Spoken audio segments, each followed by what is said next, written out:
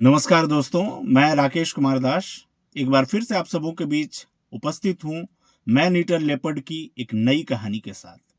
दोस्तों, कहानी शुरू करने से पहले आप सबों से एक रिक्वेस्ट है कि कृपया चैनल को सब्सक्राइब कर लीजिए और हमारे साथ बने रहिए, क्योंकि हमारे इस चैनल पर हम जंगल से जुड़ी हुई किस्से कहानियाँ, मैन ईटर टाइगर और लेपर्ड की कहानियाँ, शिकार की कहानियाँ और तमाम जंगल से जुड़े हुए किस्से आप सबों के बीच लेकर के आते हैं। तो अब वीडियो को शुरू करते हैं। कहानी शुरू होती है उत्तराखंड के कुमाऊं रीजन, वहां के पिथौरागढ़ एक डिस्ट्रिक्ट है, उसमें उस जिले में एक जगह है डीडी हाट।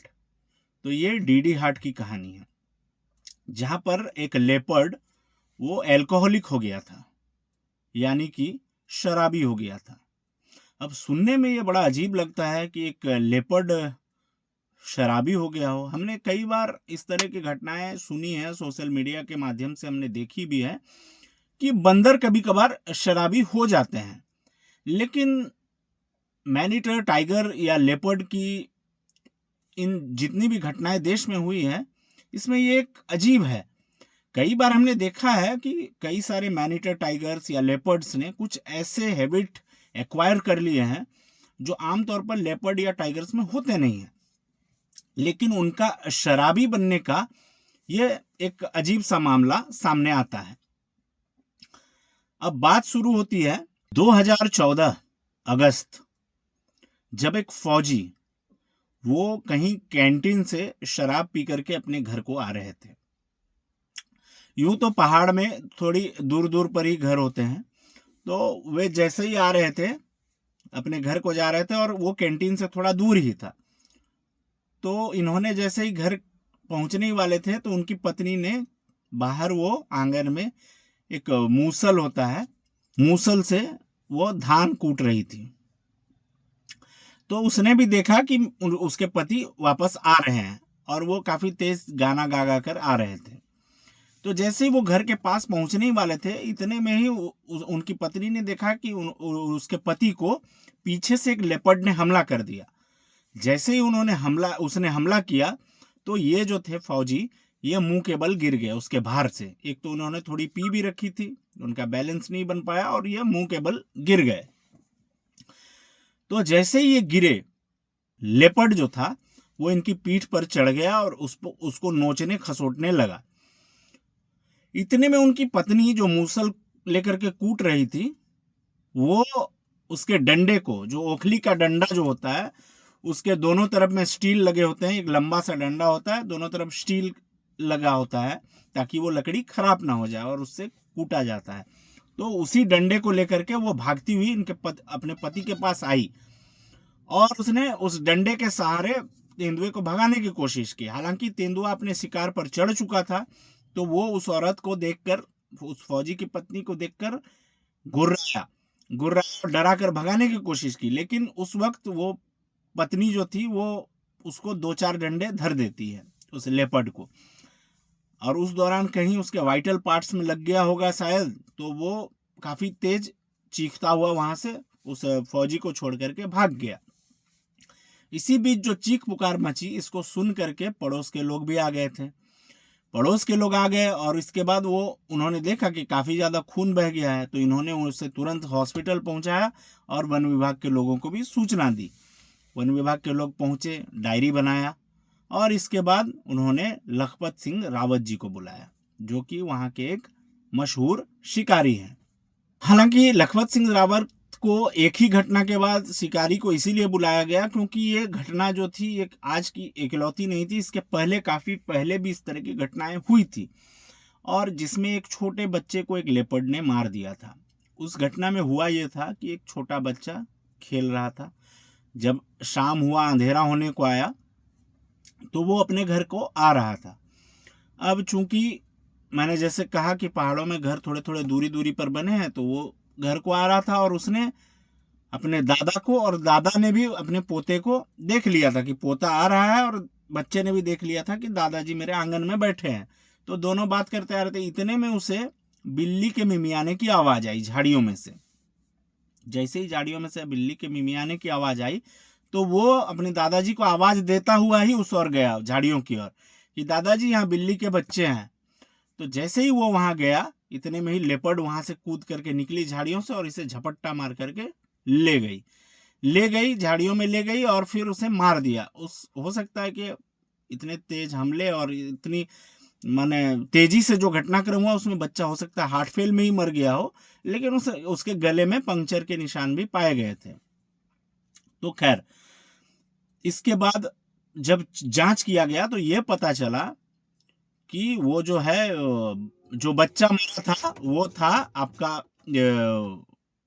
वो जो बच्चे पाए गए थे वहां झाड़ियों में, वो लेपर्ड के बच्चे थे। वो कोई बिल्ली के बच्चे नहीं थे, वो लेपर्ड के बच्चे थे। और वो जो लेपर्ड थी, वो कोई जिसने बच्चे को मारा था वो कोई मैन ईटर नहीं थी। उसने आउट ऑफ सेफ्टी मारा था इस बच्चे को। ये बच्चा उस लेपर्ड को अपने बच्चों के लिए खतरा लगा था, इसीलिए उसने अपने बच्चों को बचाने के लिए इस आदमी के बच्चे को मार दिया था। तो हालांकि इसके बाद अब जब फौजी की मौत हो गई, अभी 2014 की बात, जब फौजी की मौत हो गई तब वन विभाग ने लखपत सिंह रावत को बुलाया। वो आए, उन्होंने घटनास्थल का मुआयना किया। मुआयना करने के बाद उन्हें पता चल गया कि ये वो फीमेल टाइगरस नहीं है जिसने बच्चे को मारा था, ये कोई मेल टाइगर है जिसने फौजी पर हमला किया है। ये मेल टाइगर है, सॉरी, ये मेल लेपर्ड है, और जो बच्चे को जिसने मारा था वो फीमेल लेपर्ड थी। तो उन्होंने फिर और आगे घटनाक्रमों को, कड़ियों को जोड़ने की कोशिश की, आसपास पता किया और घटनाओं के बारे में, तो बाकी और कई सारी कड़ियां जुड़ती चली गई। पहली कड़ी जुड़ी 23 जनवरी 2012, 2 साल पहले। उस वक्त एक शराबी व्यक्ति कहीं से काफी ज्यादा शराब पी करके आ रहा था और वो रोड किनारे बेहोश हो गया था। तो उसको तेंदुए ने मार दिया था। सुबह उसकी लाश जो है वो चीथड़ों में मिली थी। उसके पेट को फाड़ लिया गया था, लिवर को खा लिया गया था। इस तरह से वो काफी चीथड़े हो गए थे। इसके बाद एक और व्यक्ति, वो भी उसी तरह का पी करके कहीं से वापस आ रहा था, उसे भी उस लेपर्ड ने मार दिया था। और इस लेपर्ड ने इतनी इंटेलिजेंस थी इसके अंदर कि ये शराब के ठेकों और जहां शराब बनती है या जहां शराब बिकती है उन इलाकों में वो झाड़ियों में छिपकर बैठा रहता था और इंतजार करता था कि कोई अकेला व्यक्ति निकले और निकल करके चले अपने घर की ओर, या फिर अगर झुंड में भी जा रहे हैं तो वो उनके पीछे पीछे चलता था झाड़ियों में छिपते छिपते, और इंतजार करता था कि सब एक दूसरे से अलग होते होते कोई अकेला आदमी बचे और ये उस पर हमला करे। तो इस तरह का भी उसके अंदर टेंडेंसी आ गया था उस लेपर्ड के अंदर। तो खैर, लखपत सिंह रावत इस फौजी पर हमले के बाद आए और इन्होंने कड़ियां जोड़ी। तो 2012 की ये पहली और एक और घटना, जो 2 शराबियों को इसने मारा था, ये उन्हें पता चली। इसके बाद उन्हें पता ये भी चला कि ये जो व्यक्ति थे ये काफी ज्यादा झगड़ालू प्रवृत्ति के थे, शराब पीते थे, घर में भी झगड़ा करते थे, कई अपने पत्नियों को मारपीट करते थे। पत्नियां जो कमा कर पैसे लाती थी वो पैसे छीन लेते थे और फिर उसकी शराब पी लेते थे। तो इस तरह की प्रवृत्ति इनमें थी, इसीलिए ज्यादा हाई तौबा भी नहीं मचा और लोगों ने किसी पर इतना दबाव भी नहीं बनाया। यहां तक कि कई लोग तो ये भी कहते थे कि ये समाज को सुधारने का काम कर रहा है ये तेंदुआ। तो खैर, अब लोगों में तरह तरह की बातें हो रही थी। इसी बीच जो आखिरी घटना घटी फौजी के हमले के बाद, फौजी पर हुए हमले के बाद एक और घटना घटी थी। वो घटी थी 30 सितंबर 2014 को, जब एक व्यक्ति ये व्यक्ति मजदूरी करता था और किसी शादी में ये काम करके, बर्तन वगैरह धो करके, शादी में जब पार्टी खत्म हुई, काफी देर रात हो गई थी, और ये सारे बर्तन वगैरह धो करके फिर अपने घर आने को निकला। हालांकि लोग वहां मना कर रहे थे कि इतनी रात को मत जाओ, लेकिन ये साहस करके वहां से निकल आया और इसने थोड़ी पी भी ली थी उस पार्टी में। और जब वो आया वहां से तो निकल गया, लेकिन ये अपने घर को नहीं पहुंचा। अब घर वाले लोग चिंतित होकर के ये लोग उस पार्टी में पहुंचे। पार्टी में जब पहुंचे तो इन्हें वहां बताया गया कि भाई वो तो काफी पहले ही निकल चुका है। जब इस तरह की खबर मिली तो और ज्यादा चिंतित, क्योंकि उस इलाके में ऐसे ही मैन ईटर लेपर्ड का दहशत फैला हुआ है।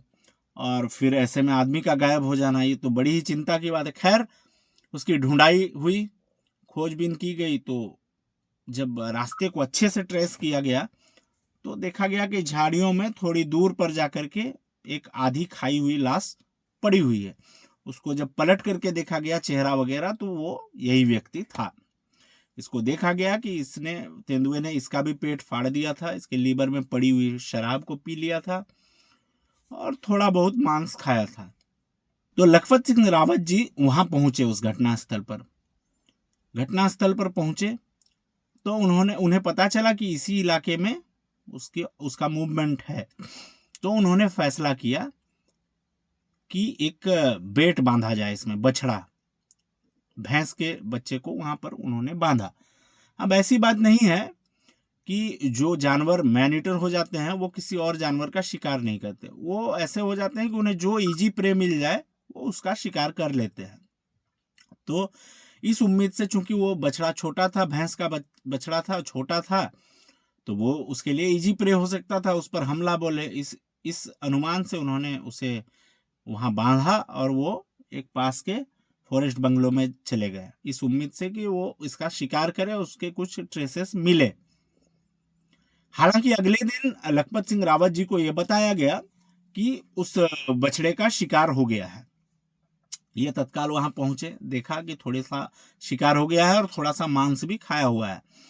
तो इन्होंने उस इलाके में देखना शुरू किया कि पेड़ कहाँ है जहां पर मचान बांधा जा सके। तो उस इलाके में उस तरह के ऊंचे पेड़ नहीं थे और काफी दूर दूर पेड़ थे। तो हालांकि सर्च करते हुए इन्होंने देखा थोड़ी दूरी पर 2 पेड़ लगे हैं, वो मजबूत भी हैं और आपस में उतनी माने सेफ डिस्टेंस पर उस पर मचान बांधा जा सकता है। तो खैर इन्होंने 2 और खूंटे लगवाए, उन 2 पेड़ों के साथ चौपाया हो गया, उसके ऊपर मचान बांध दिया। मचान बांध करके ये अपने एक सहयोगी के साथ चढ़ गए शाम को। इनके पास एक टेलीस्कोपिक राइफल थी और उनके सहयोगी के पास एक हेवी स्पॉटलाइट था, सर्च लाइट। ये दोनों चढ़ गए। अब शाम हुई, रात हुई, काफी देर हो गई रात। इन्हें कोई किसी तरह की आवाज नहीं आ रही है, किसी तरह का कोई सरसराहट नहीं हो रही है जंगल में। तो इन्होंने, अब इनके पास कोई उपाय भी नहीं था। हालांकि अब जब मचान चढ़ चुके हैं, इतनी रात हो गई है, तो वहां पर ही रुकना था रात को। खैर ये इंतजार करते रहे और अपने कान को और आंख तो हालांकि काम नहीं करती है रात के अंधेरे में, लेकिन कान को इन्होंने अपने लगा रखा था उस ओर। और आखिरकार इनके इंतजार का अंत हुआ और देर रात इनके कानों में मांस को चबाने की आवाज आई। उस आवाज से ये समझे, इन्होंने अंदाजा लगाया कि शायद वो तेंदुआ आ चुका है और अपने शिकार को खा रहा है। तो इन्होंने अपना टेलीस्कोपिक गन उठाया और इन्होंने निशाना लगाया उस आवाज की ओर। निशाना लगाया, जब इन्हें ये आश्वस्त हो गए कि निशाना लग चुका है, तब इन्होंने कोहनी से अपने सहयोगी को इशारा किया। इशारे का मतलब था कि वो उस ओर स्पॉटलाइट जला दे। इशारा पाते ही उनके सहयोगी ने उस शिकार की ओर लाइट जलाया। तो जैसे ही इसने लाइट जलाया तो इन्होंने देखा कि एक तेंदुआ बैठ करके शिकार को खा रहा है। अब ये कंफर्म नहीं हो पा रहे थे कि ये वही तेंदुआ है या कोई और तेंदुआ है, क्योंकि जंगल है, कोई और तेंदुआ भी मांस की महक पा करके हो सकता है आ गया हो खाने। अब किसी एक मैन ईटर तेंदुए के चक्कर में किसी दूसरे निर्दोष तेंदुए को मार देना यह भी गलत है। हालांकि इन्होंने इसे गौर से देखा और यह कंफर्म हो गया कि यह वही तेंदुआ है। इसके बाद जब लाइट पड़ चुकी थी तो वो तेंदुआ भी हड़बड़ा गया था, थोड़ा सा आश्चर्यचकित हो गया था और इसने उस लाइट की ओर देखने के लिए अपना सर उठाया। जैसे ही उठाया तो इन्होंने उसके सर में फायर मार दिया। फायर मारा तो तेंदुआ उछला और उछल करके जमीन में गिरा और थोड़ी देर घूमता रहा। घूम करके जैसे ही वो थोड़ा सा घूमना उसका शांत हुआ तो इन्होंने दोबारा से फायर मारा तो देखा कि थोड़ा देर छटपटाने के बाद वो तेंदुआ ठंडा हो गया है। अब ये दोनों मचान में से उतर करके उस तेंदुए के पास गए, तेंदुए के बॉडी के पास गए और इन्होंने उस तेंदुए की बॉडी का मुआयना किया। इन्होंने देखा कि काफी बड़े साइज का ये तेंदुआ है और इसके कुछ नाखून भी झड़े हुए हैं, टूटे हुए हैं और उसकी एक कैनाइन भी नहीं है।